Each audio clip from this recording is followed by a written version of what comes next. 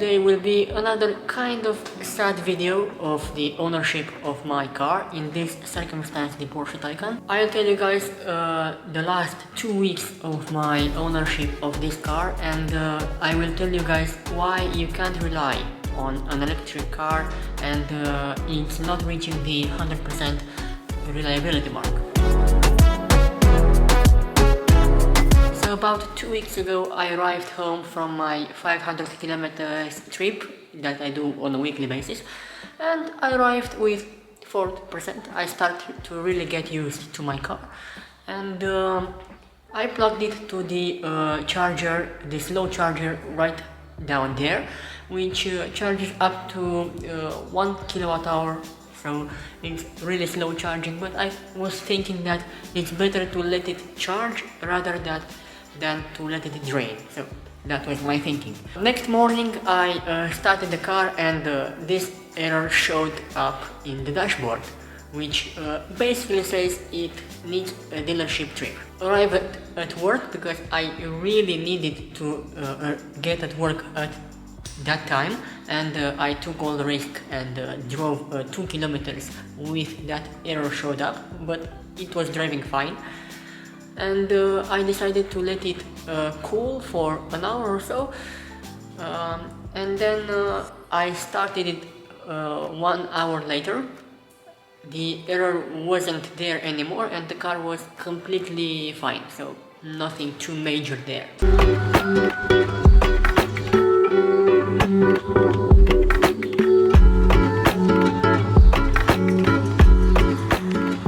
Fast forward till yesterday, the car had 85%, and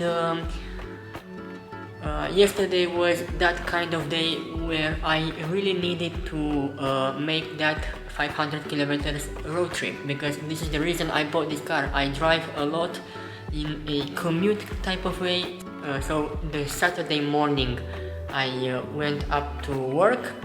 At 12 to 1 p.m. I got back, everything was fine.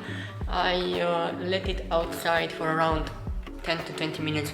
When I got ready, I packed up everything, and when I wanted to leave, the central screen wasn't active anymore.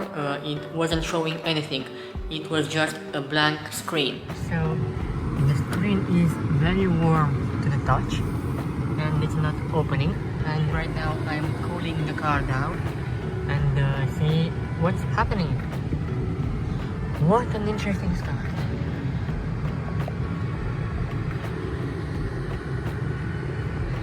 Everything is working as it should, but it's not showing us any time, anything.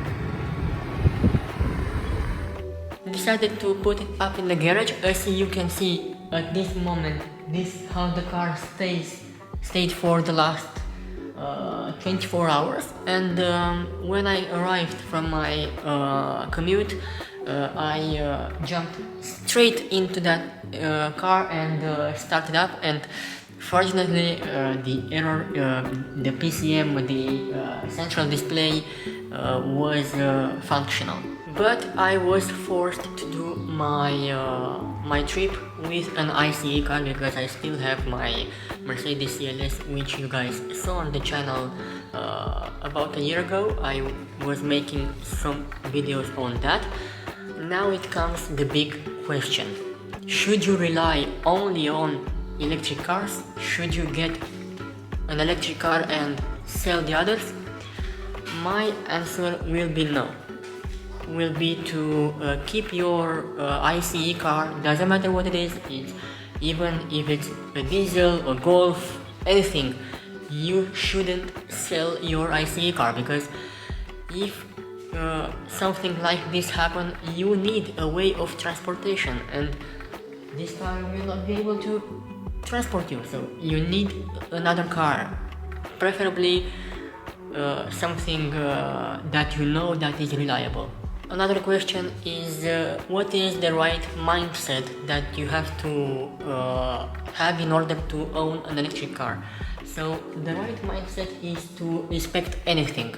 Anything can break, anything can go wrong with the car, and you need to be ready for from the little sensor that is inside to keep your alarm from going off, to this kind of screen issues, or air suspension, or even locking and unlocking the car. Now the price doesn't really matter, because you don't pay more for a better car or for a more of a car.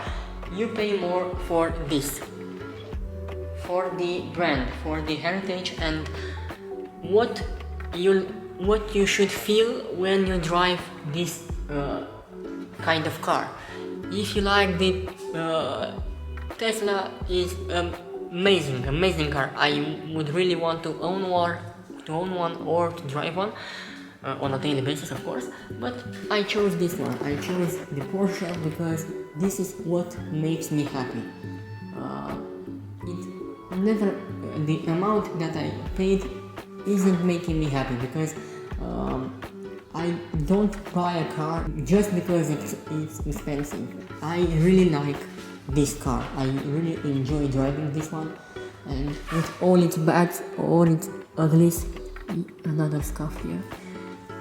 This is my car and I love driving this one. Now, don't get me wrong, the last 2 weeks between the errors, I heavily used it on my favorite B-roads. Between error, the car was driven 400 kilometers only on twisty roads. Now it's literally impossible to find a car with this low of consumption and also this level of handling. Trust me when I say I paid literally 4 times more for the same amount of kilometers. I paid 100 euros for my diesel car, the 500 kilometers, and with this car, the Taycan, I will not reach 25 euros. Keep in mind the incredible looks, the fantastic sound system and cool seats and everything. This car is a dream to drive. Now I leave you guys with this. I hope you learned something. I hope it was helpful. You find an interesting information here, and if you want to find more or you have any more questions, please leave them below, leave the like button, and I will see you in the next one. Ciao!